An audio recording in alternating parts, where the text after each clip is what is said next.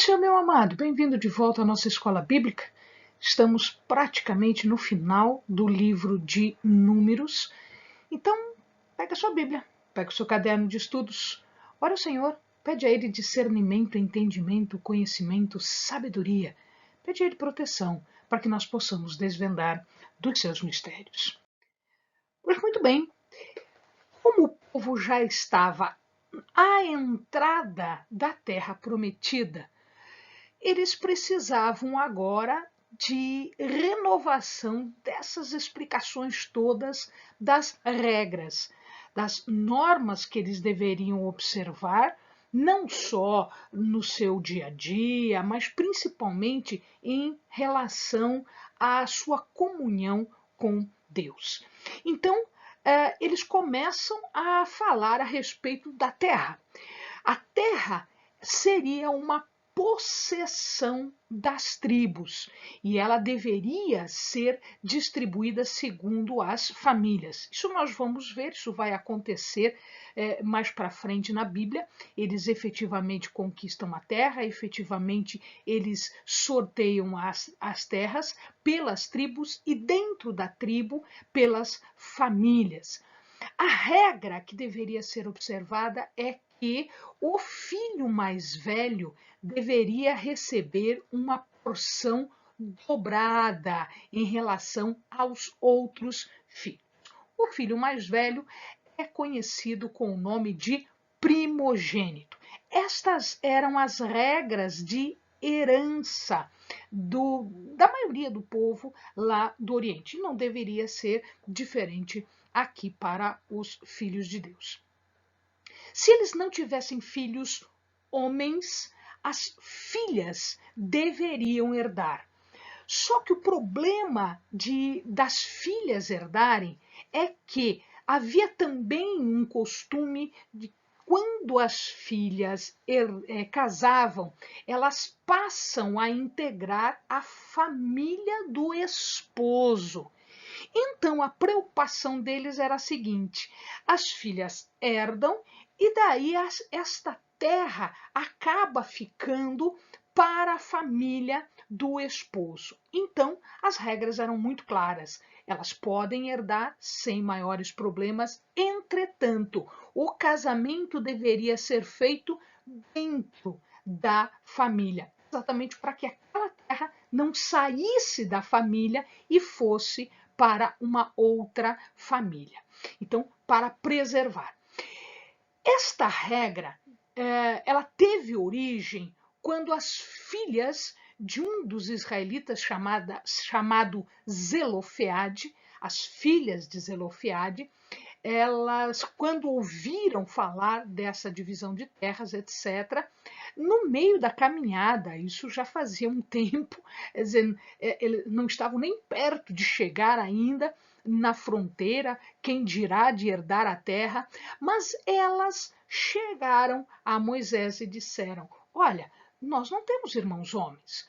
E o nosso pai vai ficar sem nome, vai ficar sem possessão, vai ficar perdido? Então, neste caso, Deus permite que as filhas recebam com essa condição para que a terra fique na família. Olha que coisa interessante esse pedido das filhas de Zelofeade. Elas estavam no meio da caminhada. Muita gente não acreditava que eles iam chegar na terra prometida. Elas já estavam preocupadas se o seu pai ia ter herança. Então, numa manifestação de fé, elas pedem para que, quando for o caso de divisão, elas também recebam. Isso quer dizer o seguinte: elas eram interesseiras? Não, muito pelo contrário. Elas não eram interesseiras. O problema aqui na verdade, a questão aqui é muito mais séria. A questão aqui é de que estas moças já estavam vivendo a promessa. Ao contrário de muitos dos homens, elas já estavam vivendo a promessa e elas já estavam dizendo: quando acontecer da terra ser conquistada, como o nosso pai vai ficar? Porque ele não está aqui para se defender, ele não está aqui para ganhar a parte que lhe cabe. Então elas já estavam vendo lá na frente, elas estavam vendo a realização da promessa. E por conta disso, Deus não as deixou sem nada. Deus deu esta garantia de que se alguém morresse sem filhos homens, a herança passaria também para as filhas mulheres, contanto que elas casassem dentro da família. Muito bem, antes de nós começarmos a falar de outras regras, não falar, porque na verdade isso tudo já havia sido explicado. Essa parte é uma parte de rememoração disso. Moisés vem a morrer. Na verdade, o tempo de Moisés se acaba, o povo já estava praticamente entrando na Terra Prometida e Moisés não iria entrar. Nós tivemos a oportunidade de explicar o porquê Moisés não iria entrar na Terra Prometida. Ele morre, na verdade, próximo aqui, nesta região, que são as planícies de Moabe. Aqui nós temos o Monte Nebo. Este Monte Nebo é um dos mais altos daquela região e do Monte Nebo dá para enxergar toda a terra prometida. Então, o que acontece? Antes de Moisés morrer, Deus lhe diz, sobe no Monte Nebo e eu vou te mostrar a terra que o povo vai herdar. Então ele sobe. Esta foto aqui é uma foto que dá para ver aqui no horizonte, dá para ver praticamente toda a terra prometida. Num dia mais claro, dá para enxergar lá no fundo, dá para enxergar um pedacinho de mar, ou seja, dá para enxergar até o final da terra prometida. Então, Josué foi escolhido para suceder Moisés. Claro, ele não era como Moisés, mas era o representante, era o escolhido de Deus para fazer a conquista da terra. Porque quem conquistou, o guerreiro que conquistou, na verdade, foi Josué. Josué, que era um dos espias e um dos que sobreviveu. Ele e Caleb sobreviveram daquela geração de dura cerviz. Eles foram os únicos a entrar na terra prometida. Moisés impõe as mãos sobre Josué, isto era um costume, dizendo com isto, significando com isto que ele passava esta autoridade para Josué. Em verdade, ele estava abençoando Josué e transmitindo para Josué aquela autoridade. Isso para o povo significava que Moisés ouviu a voz de Deus, que foi quem escolheu Josué para sucedê-lo. Deus confirma a escolha também, não só pela imposição de mãos, mas houve uma outra confirmação quando Deus aparece para Josué numa coluna de nuvem, uma coluna de nuvem. Então Deus aparece para ele, confirmando para Josué que ele estaria com Josué na conquista da terra. Ok, agora eu não tinha mais Arão, Miriam já estava morta, Moisés estava para morrer. Eu tenho quem? Eu tenho Josué e tenho Eleazar, filho de Arão, que era o sumo sacerdote, ele já havia substituído a Arão. Então morrem os principais personagens de toda esta peregrinação no deserto. O amado deve ter visto que quando nós falamos onde Arão morreu, tem lá um local, uma construção comemorando, fazendo uma celebração de Arão. Por que nós não encontramos um lugar onde Moisés morreu? A gente sabe que foi ali, mas a gente não sabe onde ele morreu, onde o seu corpo foi enterrado. Isso se deu exatamente para que Moisés não fosse elevado, que ele não fosse adorado por tudo que ele fez, né, para que não se roubasse aí a glória e a honra de Deus. Então, tudo que Moisés fez foi por obra do Senhor, foi pela força e o poder de Deus. Moisés era um instrumento. Então, não se deu oportunidade de colocar ali, não, aqui é a sepultura de Moisés e de repente vira um local de peregrinação, um local de adoração a Moisés, que não era o caso. Ok, voltamos a falar dos sacrifícios. Por que nós vamos voltar a falar do sacrifício aqui em Números? Porque eles estavam prestes a entrar. Até então, eles estavam no deserto, eles não tinham terra para plantar, eles não tinham uma terra que fosse deles para criar os animais, enfim. Então, aqui, de novo, Deus faz com que eles relembrem todas as regras de ofertas e sacrifícios, exatamente para mostrar para eles que eles estavam prestes a entrar numa terra que lhes dariam condições de oferecer todos esses sacrifícios, todas estas ofertas. Ou seja, aquelas regras funcionavam, como nós explicamos no vídeo anterior, como uma promessa velada. Ou seja, se você observar isso tudo, a terra te dará condições de cumprir as orientações que nós estamos repassando. Por ano, se nós observarmos todos os sacrifícios, a gente vai ver daqui a pouquinho, por ano deveriam ser sacrificados 113 novilhos, 32 carneiros, 1.086 ovelhas, mais de 1 tonelada de farinha seria oferecida, e mais de 1.000 garrafões de óleo e 1.000 garrafões de vinho. Onde eu vou encontrar isso tudo no deserto?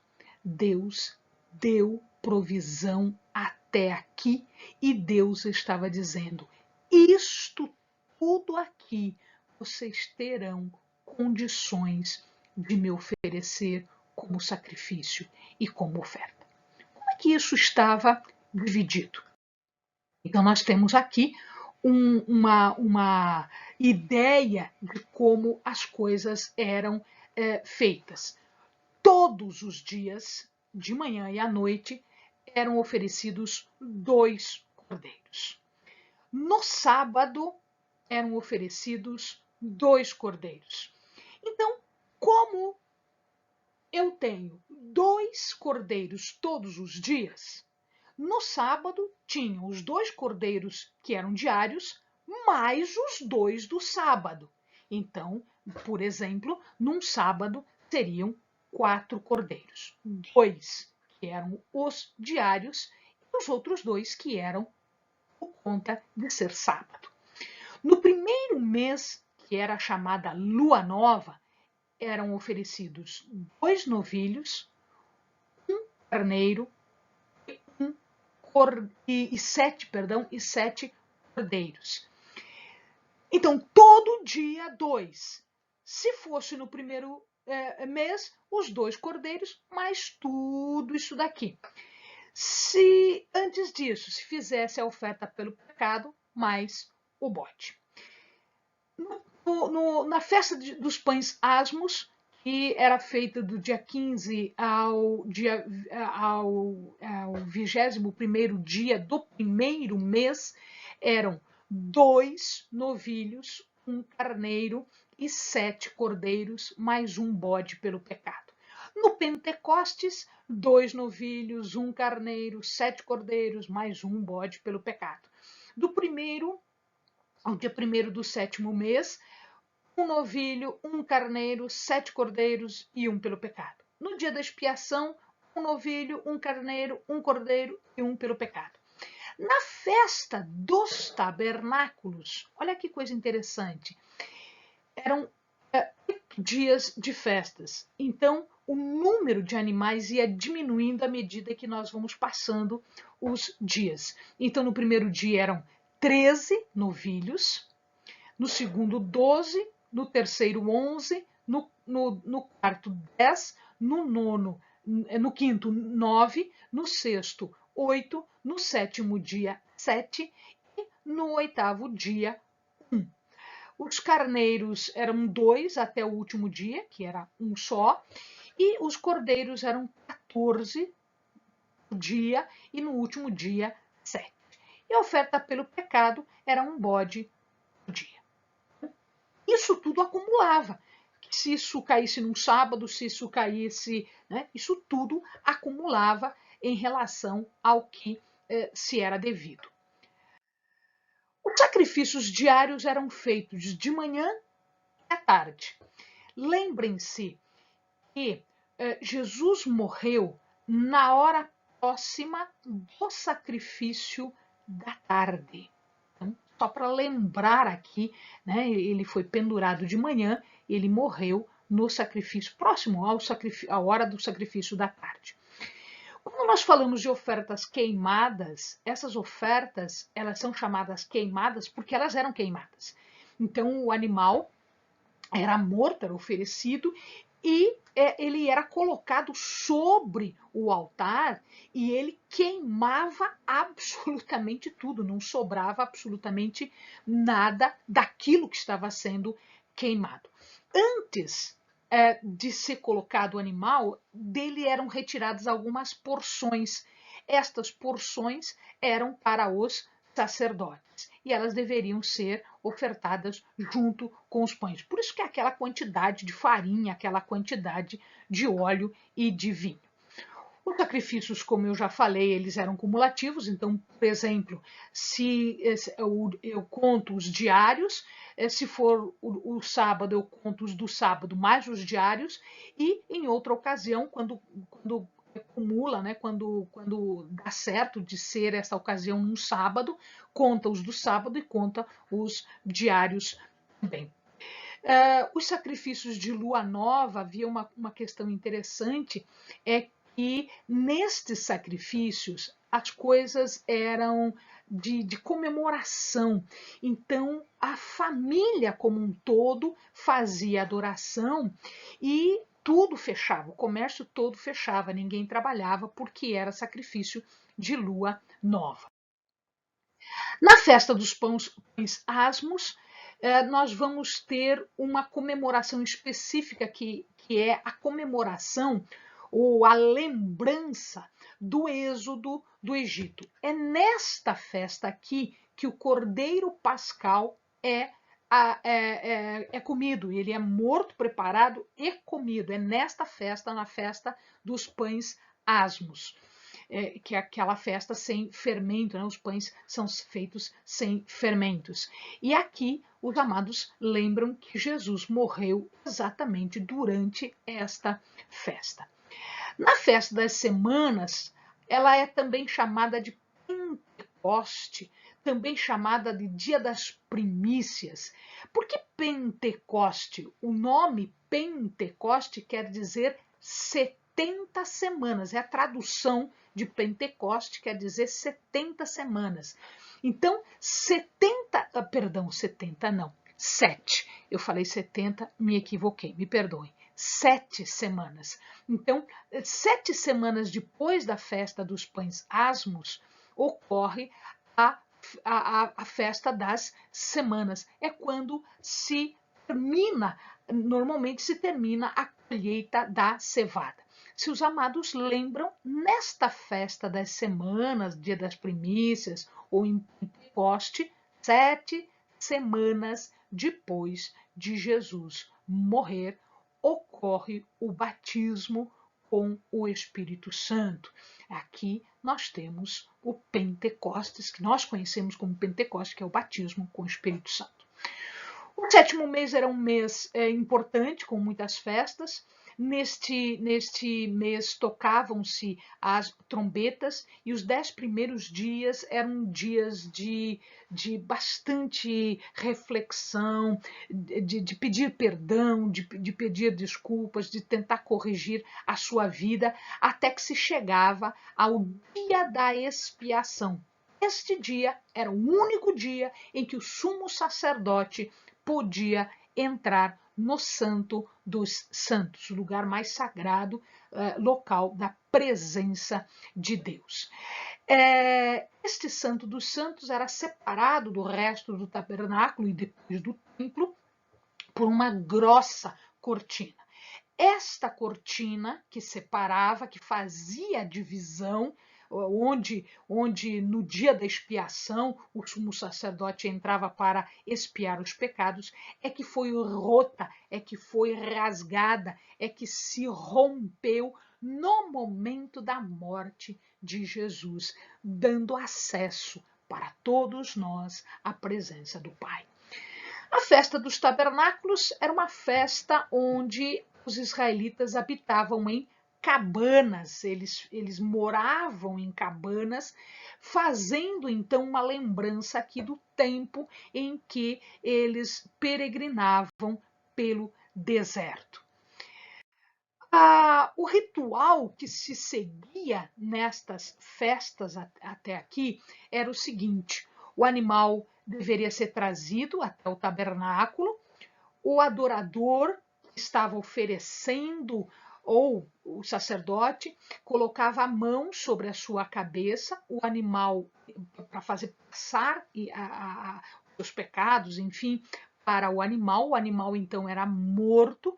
Eles retiravam o couro, ele era todo retalhado, o sangue era colhido e depois eles aspergiam este sangue em alguns lugares, principalmente no altar, e em alguns casos parte da carne era queimada, parte da carne era compartilhada.